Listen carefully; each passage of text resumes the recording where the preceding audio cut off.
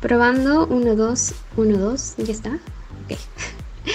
Hola, ¿qué tal? Buenos días, buenas tardes o buenas noches tengan todos ustedes, queridos empresarios y emprendedores oyentes del programa. Sean bienvenidos una vez más a un nuevo capítulo del podcast Hablemos de Turismo.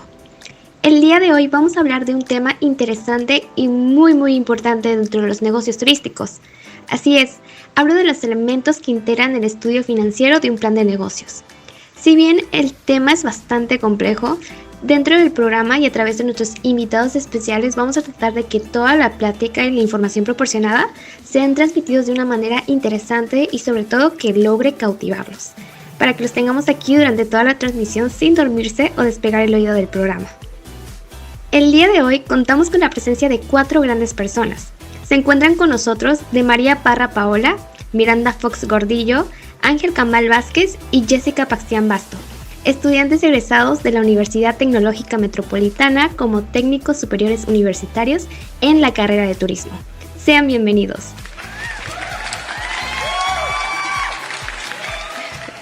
Bien, para empezar con el tema del estudio financiero y los elementos que lo conforman, es necesario hacer una breve introducción de este mismo para entrar ya un poquito más en contexto y que nos puedan entender. Bien, para empezar, el estudio financiero está integrado por elementos informativos que le permiten a uno como emprendedor decidir y observar la viabilidad de un plan de negocios. En ellos se integra el comportamiento de las operaciones necesarias para que una empresa pueda marchar correctamente y a su vez se pueda visualizar ese mismo crecimiento durante un periodo determinado de tiempo. De ahí nace la importancia que al iniciar cualquier idea de proyecto o negocio se contemplen las variables que intervienen en el desarrollo e implementación del mismo, considerando el costo efectivo que conlleva operar o llevar a cabo el proyecto en términos financieros, como por ejemplo el capital de trabajo, las adquisiciones de activo fijo y gastos preoperativos, entre otros. Todo esto hasta obtener los indicadores financieros de los cuales se va a hablar a continuación. Bueno, Miranda, primero que nada, bienvenida. Es un gusto contar con tu participación en este podcast. No, hombre, gracias a ustedes por invitarme y pues es un placer estar aquí en este podcast tan interesante, la verdad. Ya que estamos tocando el tema del financiamiento en los negocios, me gustaría preguntarte a ti, ya para iniciar con la plática, sobre qué opinas de los objetivos financieros dentro de un plan de negocios. ¿Tú crees que son muy importantes o se consideran como una prioridad al momento de realizar un emprendimiento o llevar a cabo algún negocio? Por supuesto que sí. Comencemos con que los objetivos financieros son aquellas metas que las personas o empresas se plantean a la hora de iniciar un proceso de planificación. Cada uno de ellos define un tipo de accionar y por ende estos marcan la pauta a seguir a la hora de tomar decisiones relativas a la gestión del dinero. Entre sus características está el desarrollar los ingresos, el engrandecimiento de los márgenes de bienes, la disminución de trabajadores en los momentos de dificultad y captar un regreso de la inversión que se dio al principio, claramente. Ya hablando más de la importancia de estos, podemos mencionar que estos estimulan la buena gestión del dinero, permitiéndole a quien los formula pues establecer puntos de referencia que sirven como parámetros en el accionar financiero personal y empresarial. No, hombre, y fíjate que, me ha tocado ver gente que está estableciendo sus negocios o está emprendiendo y no tienen una idea clara de los objetivos financieros. Entonces, creo que ahorita tomando el concepto y la importancia que nos dices, creo que al final de cuentas eso perjudica, por no decir mucho, perjudica un poco en el desarrollo futuro de la empresa. Claro, es algo que al inicio de cualquier negocio o emprendimiento se tiene que tomar muy en cuenta. Y pues de esta manera puede haber un control financiero para el éxito del mismo. Ahora bien, hablemos del presupuesto de inversión. Este es un documento en donde se reflejan todas las inversiones de financiación a largo plazo, además de los gastos e ingresos en los que se incurren para su adquisición y las compras necesarias para ejercer la actividad de forma correcta a corto plazo. Como parte de sus características principales es que es un sistema que permite a la dirección planear y controlar el alcance estratégico de la compañía a través de sus inversiones, y también que tienen una importancia capital en la generación de ingresos y de flujo efectivo. Entonces, lo que se trata de hacer en este punto ya es como un poco más de calcular, ¿no? Porque al no tener datos exactos sobre lo que se va a tener que gastar, se hace una estimación de esos mismos, tanto a corto como a mediano plazo. Sí, claro, se trata más que nada que esos gastos sean lo más realistas posibles. De hecho, si buscan en internet pasos para la elaboración de un presupuesto de inversión, realmente son muchos y son muy variadas las formas en las que se pueden contemplar realizar detalladamente pues un presupuesto de inversión como tal. Es que sí, es un modelo o guía a seguir, digámoslo así. Realmente no existe un procedimiento fijo como tal para un presupuesto de inversión perfecto o completo, pero mientras se tomen en cuenta los elementos más importantes dentro de la inversión, creo que con eso es más que suficiente. Gracias por contestar a mi pregunta, Miranda, y sí, estoy muy de acuerdo con tu comentario. Creo que mientras se contemplen todos los elementos para el presupuesto de inversión, con eso ya es más que suficiente para proseguir con el desarrollo del plan de negocios. Y de hecho, ahora que estamos con los temas de los presupuestos, algo que no puede faltar son los presupuestos de fuentes de financiamiento. Y esta vez me gustaría dirigirme a la estimada Paola para que nos pueda comentar un poco sobre este elemento y el conocimiento que tiene sobre él. Hola nuevamente y gracias, Jimena. Bueno, antes de ir de lleno al tema completamente, debemos de tener en claro que las fuentes de financiamiento o financiación dentro de una empresa son todas aquellas vías utilizadas para obtener recursos necesarios que puedan ayudar al desarrollo de las actividades de la misma empresa. Existen pues varios tipos de fuentes de financiación, como pueden ser las fuentes de financiación en el balance, divididas en dos grandes grupos, que son el patrimonio neto y el patrimonio pasivo.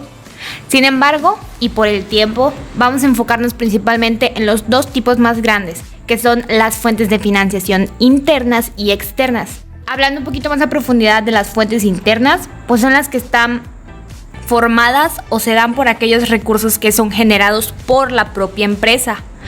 Este tipo de recursos que no han sido distribuidos por socios, propietarios o todos aquellos que forman parte del recurso económico de la empresa, teniendo como origen pues la propia actividad mercantil. Bueno, para tenerlo un poco más claro, este tipo de fuentes de financiación son todas aquellas que están destinadas a cubrir pues posibles futuras pérdidas. Y algunos ejemplos de estas serían las amortizaciones, que es una clase de fondo que se utiliza para evitar que la empresa se quede sin capital, y otro ejemplo serían los beneficios no distribuidos. Ahora bien, y a diferencia de las fuentes de financiación internas, están las externas, que son todos los recursos financieros que la empresa obtiene de su entorno o de terceras personas ajenas a la empresa. Estas sirven para financiar los proyectos y actividades que se dan dentro de la misma organización. Y en las fuentes de financiación externas entraría el leasing, ¿no? Porque había escuchado de ese método antes. Así es, ya que ese tipo de contrato o el leasing es el que permite que la empresa ceda a otra el uso de un bien a cambio del pago de unas cuotas de alquiler periódicas durante un tiempo determinado, y al término de ese tiempo o de ese mismo contrato, el usuario del bien o el arrendatario en este caso puede disponer de una opción de compra sobre el mismo bien que fue utilizado con anterioridad. Entonces viene siendo una fuente de financiación a largo plazo, así como los préstamos bancarios, las ampliaciones de capital o las emisiones de obligaciones. Exactamente. Como mencionas, pues otro tipo de clasificaciones importantes dentro de las fuentes de financiación son a corto y a largo plazo. El primero se refiere a que su plazo de devolución es menor a un año, no debe de pasar de ese tiempo. Y teniendo como ejemplo, pues está el crédito bancario o una línea de descuentos.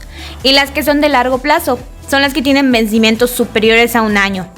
Y algunos ejemplos son los que nos mencionaba Ángel, que son algunos de los más comunes. Es por eso que conocer este tipo de tema y sobre todo la forma en la que se dividen es muy importante para que una empresa pueda tener un buen desarrollo financiero. Y sí, todo lo que comentó Paula es muy interesante. De hecho, todo lo que tenga que ver con cifra de números dentro de un negocio es sumamente importante de conocer, pues a través de eso se estará analizando y administrando el gasto de todo el dinero invertido. Estoy de acuerdo, y si tomamos en cuenta lo que comentó Miranda sobre la importancia de las cifras numéricas, los presupuestos operativos también entran aquí, ya que estos tienen por objetivo planear los gastos en que incurrirán las funciones de distribución y administración de la empresa. Estos comprenden los costos de administración y de distribución, que en sí no se identifican con el producto principal, pero sí contribuyen a la operación del mismo. Es muy importante ver qué es lo que genera ese gasto, ya que en muchas empresas se considera innecesario puesto que no produce un bien o no genera un valor para esta, pero sin embargo es necesario saber qué trabajo realiza cada quien y de qué forma lo hace y cómo contribuye dentro de la cadena de valor de la empresa. Debemos calcular los costos de los procesos mencionados de tal manera que se puedan desarrollar estrategias encaminadas a lograr una ventaja competitiva sostenible para la empresa, así como tratar de compensar las fallas y solucionar diferencias. Es conveniente dentro de los gastos tener en cuenta las implicaciones fiscales que se tendrán que pagar, deducir o aprovechar para tener una idea clara de que el tipo de gasto que se realice se encuentre permitido por la Secretaría de Hacienda y Crédito Público. O sea, básicamente el objetivo principal del flujo de efectivo es medir la salud financiera de la empresa. De hecho, tengo entendido que los flujos de efectivo son muy utilizados y tomados en cuenta en los negocios, porque pues proporcionan información muy valiosa de las empresas. Entonces es como una ventaja el aplicarla. Sí, es como una buena manera de visualizar a tu negocio y la gestión financiera de la misma, porque ahí ya sabes cómo son las entradas y salidas de dinero. Así es, como cada uno de los participantes comentó, el dinero y el buen manejo de la inversión es la clave de que un negocio pueda ser desarrollado correctamente en el futuro. Gracias a Jessica por la oportunidad de presentarnos los elementos de presupuestos operativos y flujos de efectivo. Bien, retomando uno de los elementos importantes para la elaboración de un plan de negocios, entran los estados financieros presupuestados.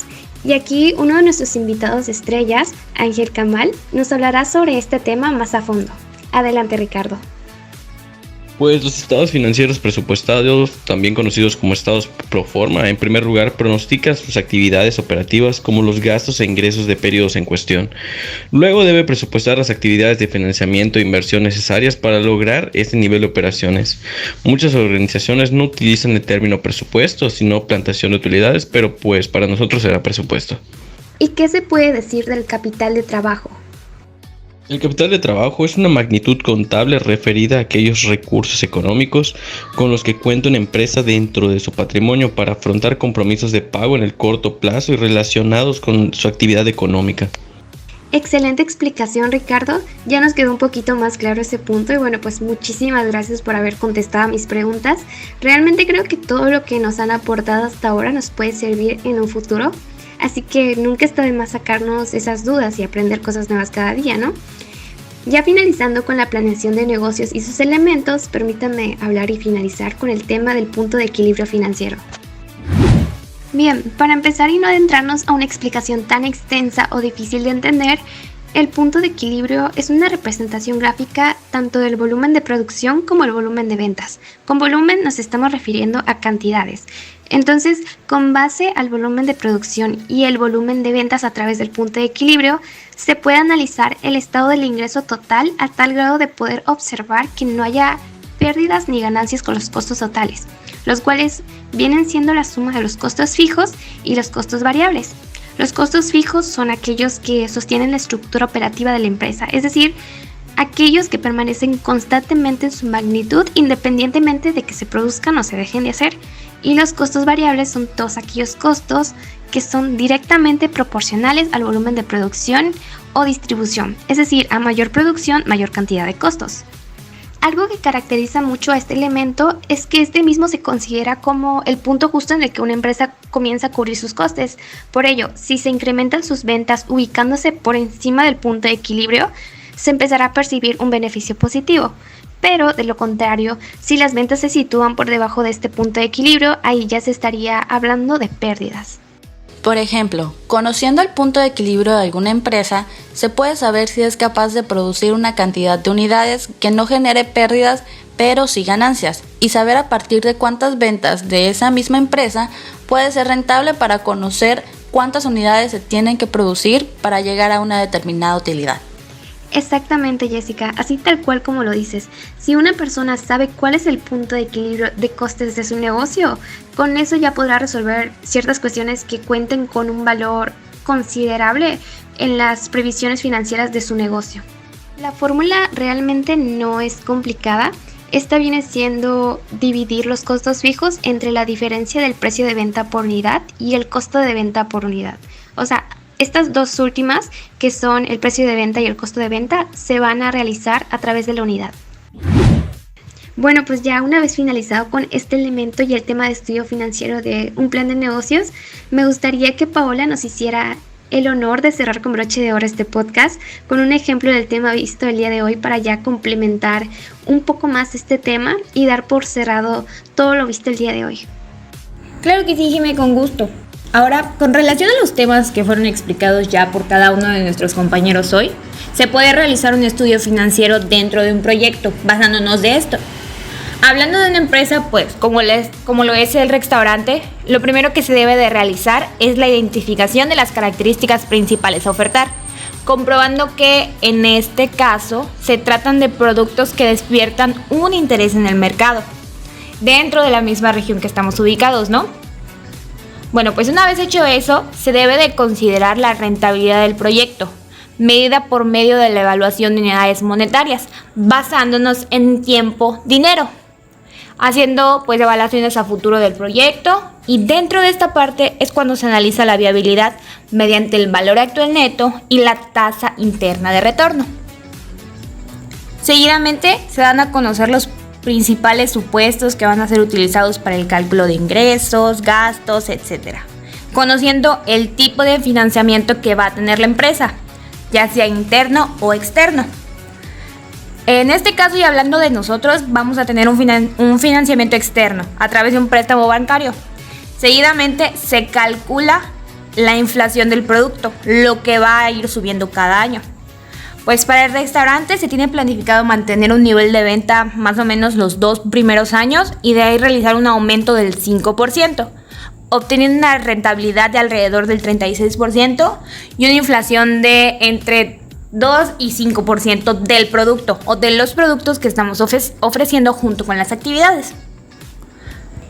Igual, por cuestiones de tiempo, no se puede explicar un poco más a profundidad un ejemplo completo de lo que es todo el estudio financiero, pero uno de los datos más importantes a tener en cuenta es que los temas vistos en el podcast hoy son de vital importancia para poder realizar un estudio financiero completo, con estadísticas completas y un buen manejo de los recursos. Muchas gracias, Paola, y excelente ejemplo que nos acabas de mencionar. Definitivamente ya con esta parte cerramos con broche de oro el podcast, pero antes de pasar a retirarnos me gustaría concluir el tema con pues una pequeña conclusión, y ya de manera breve también me gustaría aclarar y recordarles que para la realización del estudio financiero, recuerden que es necesario poder identificar el plan de negocios y los elementos que implica cada una de estas. A lo que me refiero es que podamos conocer para qué sirven y en qué benefician al momento de un proyecto. Por ello, antes de pasar a retirarnos, me gustaría dar algunos tips para todo aquel que nos escuche y quiera aplicarlos en su emprendimiento, su plan de negocio. Para empezar, un punto a considerar bastante es tener en claro cuál es su idea o proyecto de negocios. Recuerden que no podemos empezar como si nada dentro del mercado, y menos esperar que una vez que la empresa ya esté establecida, esta tenga éxito total desde el primer día. Recuerden que hay que saber ser objetivos y aterrizar bien las ideas. Con esto me refiero a contemplar todo de manera realista y plantear el proyecto de negocios lo más acertado posible a la realidad, ¿ok? La segunda cosa es que es recomendable realizar un estudio de mercado y de las necesidades que existen en él. La segunda cosa es que es recomendable realizar un estudio del mercado y de las necesidades que existen en él. Recuerden que con esto la finalidad es poder identificar la demanda potencial y el nicho de mercado el cual se va a cubrir. Esto incluyendo el precio por el cual la gente pagaría el producto o el servicio que van a ofrecer, así como la promoción para la venta y el conocimiento del consumidor. Y por último, siempre tomen en cuenta que dentro del estudio técnico se incluyan todas las variables posibles para que sus presupuestos y cifras sean los más acertados, exactas y realistas posibles. Recuerden tomar en cuenta el lugar o el terreno, el equipo, las instalaciones, la tecnología y otros elementos para la producción del bien o servicio que desarrollan en el proyecto de negocios. Recuerden apegarse lo más que se pueda a un objetivo realista. Bueno, eso ha sido todo por el día de hoy. Muchísimas gracias a nuestros invitados especiales por acompañarnos y brindarnos todos sus conocimientos.